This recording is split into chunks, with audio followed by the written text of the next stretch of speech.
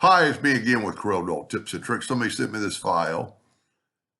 And this is a nameplate, and they removed the artist name. It's for a painting, and they put a little nameplate, put little brad nails in the hole. And this one is 7 inches by 1 inch. They want it, now the customer wants them to cut out 4 by 3/4. Sadly, you just can't take and go 4 inches by 0.75 because you get, well, one, you get all elongated nodes or holes for the nails, but also your circle's not a circle anymore. So the best way, and I'm not a mathematician, you could do this by eyeball, but let's just do it a little bit of mathematical, and maybe one of my math gurus, I'll make him laugh. So we got 0.84. So let's go get a calculator and go, if it was originally 1 inch divided by 0.84, we get 1.119. Okay. Now we're going to take 0.75 divided by 1.19, and we get 6.30 is going to be our new circle. So that's where we're going to start. Let me just get rid of that. And you could really ballpark this. So we're going to go 0.63. Whoop. Let me unlock my ratio, or lock my ratio. 0.63. Okay. That's the size of our new circle on our new object. Now what I'm going to do is take that size, because we're going to have 2 of them. We only really need half of both sides. So we're going to take out the calculator again and go 4 minus 0.63. So we need to set our nudge factor on 3.35. 3.35. I'm going to hit the plus key and move this over, and watch this. Now, it should be 4. Oh, you know what? I might have did 6.2 a while ago. So let's get the calculator back. It's 6.3. So 4 inches minus 0.63. No, that's 3.7. You know what? I'm going to start off with a new circle. Sometimes, and I can elongate my 0.63. And I'm going to change my nudge factor to, oh, there it is right there. 3.37 it should have been. So we're good. Now we move that over, and voila, our circles are 4 inches apart. So now what we need to do is make a box that is 3/4 of an inch.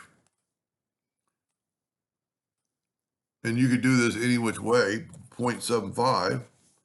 What I'm going to do for a second is I'm going to group these together and hit P.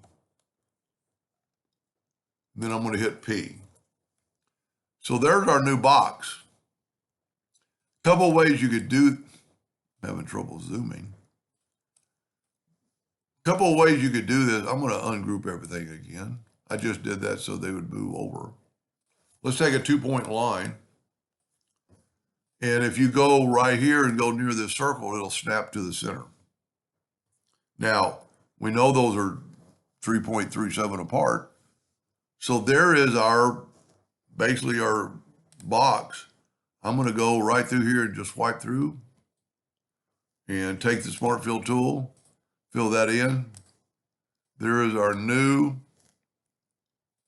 perfect, same circumference, same roundness, and it's 4 inches by 0.75. Now, the holes, one thing I didn't do, I'm going to make a duplicate of this and move it down. And I'm going to ungroup this. You know what? This is a good thing happen, kind of really. Before I deleted those circles, the true circles. Okay. I'm going to grab one of the, I'm going to break it apart because those have to be right in the center and they need to be, I'm just moving them closer. Well, you know, once I get one, I could still nudge it. Because that's a circle, it'll snap right to the, well, it didn't do it. It snapped right to the center. Now I can just hit the plus key and voila. Now we're going to take the smart filter or the virtual segment delete key. I'm not worried about that. I will worry about it. It wouldn't really matter because we're going to use the smart fill tool to fill that in, but I don't want that line there just in case. Now we're going to use the smart fill tool to fill that in, and we have the exact same nail holes or brad holes. He called them brad holes. The only other thing you need to think about is this, and this line is 0.02 of an inch. And I'm going to group this together for a second. And I don't, this, that line is on there. That line is on there. So what we're going to do, several ways you could do this. I'm going to put a line there, and I'm going to put a line there. And, I could figure out the ratio, but we don't want it, we just don't want it all the way. So I'm going to just take about that big a block and put it like right there. Make a duplicate of it.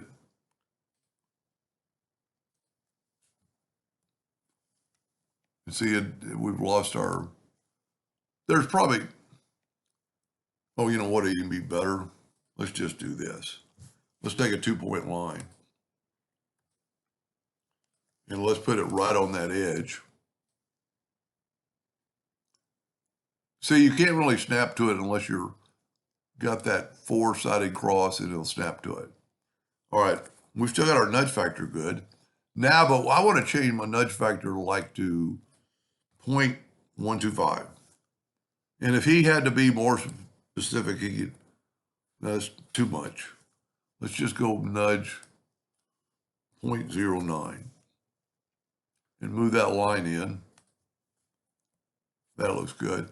Nudge this line in the same amount. Take your virtual segment delete key and delete this side of the line. And then take away the lines you created. And you could actually shift select both these lines, make them black, and make them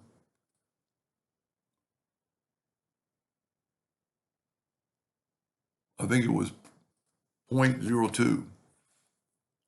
Yeah. And you could make them a little bit fancier, and maybe you wouldn't want to in this case. You could make them the ends round. But there you go. Now that line is a little bit thicker. I could have sworn it was 0.02. Maybe it just looks thicker because of the size. There you go in just a few minutes, and then just group this together and save it and keep both of them. And, that's why I guess I deleted the copy. You would want to, well, he has a file with this one on there.